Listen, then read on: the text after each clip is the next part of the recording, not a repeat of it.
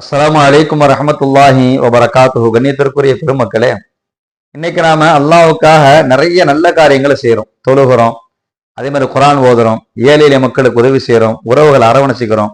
இப்படி நிறைய காரியங்களை நாம செய்யறோம். இதற்கெல்லாம் காரணம் என்ன அப்படின்னு சொன்னா, அல்லாஹ் என்னை பொருந்திக்கிறணும் என்பதற்காக.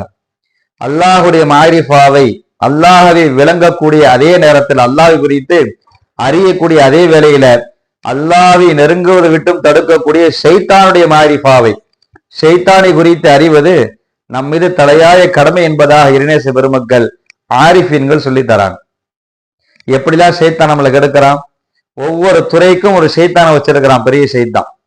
உதாரணத்துக்கு பாருங்களேன், கதாதா ரலியல்லாஹு தஆலா அன்ஹு அவங்க சொல்றாங்க, 40 வருஷம் கப் அப்படின்னு சொல்லக்கூடிய ஒரு ஷைத்தானுக்கு ஓய்வு கொடுத்து வச்சிருக்கிறானா பெரிய ஷைத்தான்.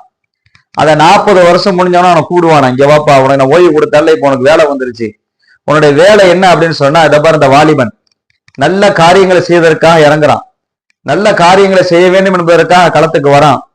எதையாச்சும் சஞ்சலங்களை உள்ளத்துல போட்டு, எதையாச்சும் வசுவாச உள்ளத்துல போட்டு அவனை நல்ல காரியத்தை செய்ய விடாம தடுத்துரு.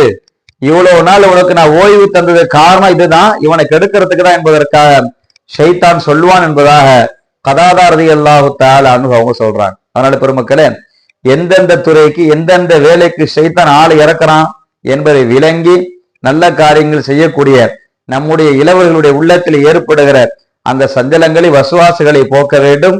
அல்லாஹ் ரப்பல் ஆலமீன் அந்த ஷைத்தானுடைய மாரிஃபாய் விளங்கி அமல் செய்வதற்குண்டான வாய்ப்பை நாம் அத்தனை பேர்களுக்கும் தந்தல் புரிவானாக. ஆமீன் யா ரப்பல் ஆலமீன்.